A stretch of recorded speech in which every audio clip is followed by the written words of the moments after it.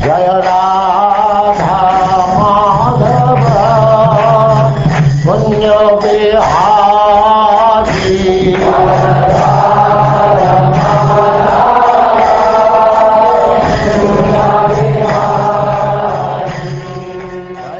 And now chapter 17, the history of Kaliya.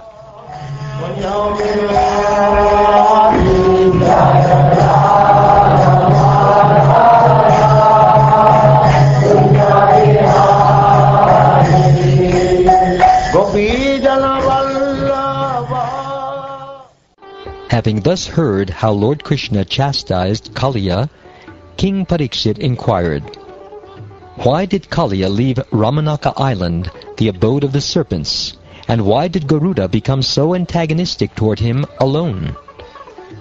To avoid being eaten by Garuda, the serpents had previously made an arrangement with him whereby they would each make a monthly offering of tribute at the base of a tree. Thus every month on schedule, O mighty-armed King Parikshit, each serpent would duly make his offering to that powerful carrier of Vishnu as a purchase of protection. Although all the other serpents were dutifully making offerings to Garuda, one serpent, the arrogant Kaliya, son of Kadru, would eat all these offerings before Garuda could claim them. Thus Kaliya directly defied the carrier of Lord Vishnu. O King, the greatly powerful Garuda, who is very dear to the Supreme Lord, became angry when he heard of this. Desiring to kill Kaliya, he rushed toward the serpent with tremendous speed. As Garuda swiftly fell upon him, Kaliya, who had the weapon of poison, raised his numerous heads to counterattack. Showing his ferocious tongues and expanding his horrible eyes, Kaliya then bit Garuda with the weapons of his fangs. The angry son of Tarksha moved with overwhelming speed in repelling Kaliya's attack. That terribly powerful carrier of Lord Madhusudana struck the son of Kadru with his left wing, which shone like gold. Beaten by Garuda's wing, Kaliya was extremely distraught, and thus he took shelter of a lake adjoining the river Yamuna. Garuda could not enter this lake. Indeed, he could not even approach it. In that very lake, Garuda had once desired to eat a fish, fish being, after all, his normal food. Although forbidden by the sage Sobari, who was meditating there within the water, Garuda took courage and, feeling hungry, seized the fish.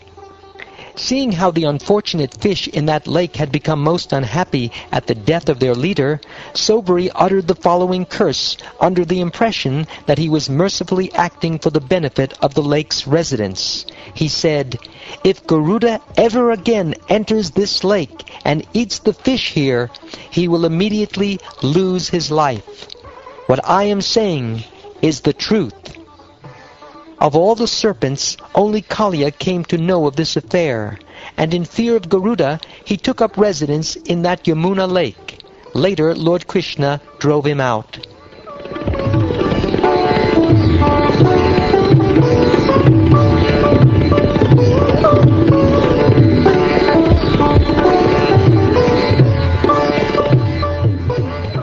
I will now resume my narration of what happened after Kaliya left. Krishna rose up out of the lake wearing divine garlands, fragrances, and garments, covered with many fine jewels and decorated with gold. When the cowherds saw him, they all stood up immediately, just like an unconscious person's senses coming back to life. Filled with great joy, they affectionately embraced him.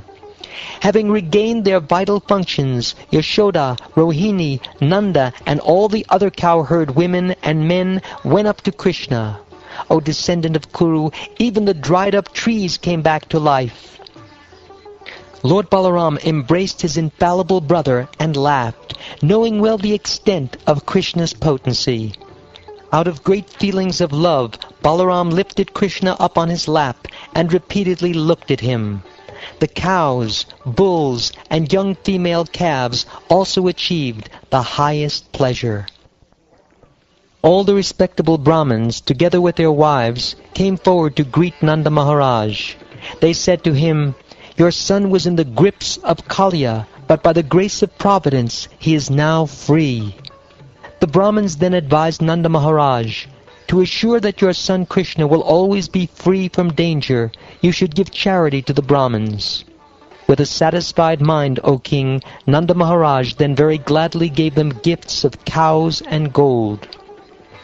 The greatly fortunate Mother Yashoda, having lost her son and then regained him, placed him on her lap. That chaste lady cried constant torrents of tears as she repeatedly embraced him. O best of kings, because the residents of Vrindavan were feeling very weak from hunger, thirst, and fatigue, they and the cows spent the night where they were, lying down near the bank of the Kalindi. During the night, while all the people of Vrindavan were asleep, a great fire blazed up within the dry summer forest. The fire surrounded the inhabitants of Vraja on all sides and began to scorch them.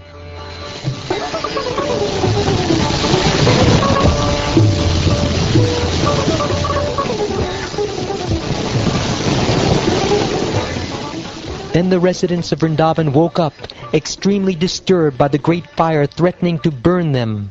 Thus they took shelter of Krishna, the Supreme Lord, who by his spiritual potency appeared like an ordinary human being.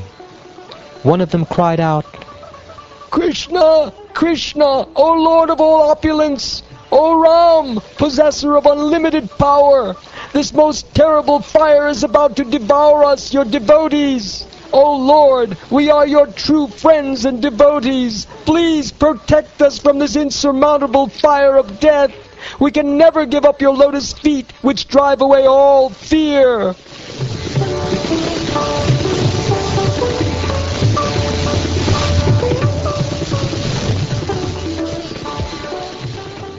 Seeing his devotees so disturbed, Sri Krishna, the infinite Lord of the universe and possessor of infinite power, then swallowed the terrible forest fire.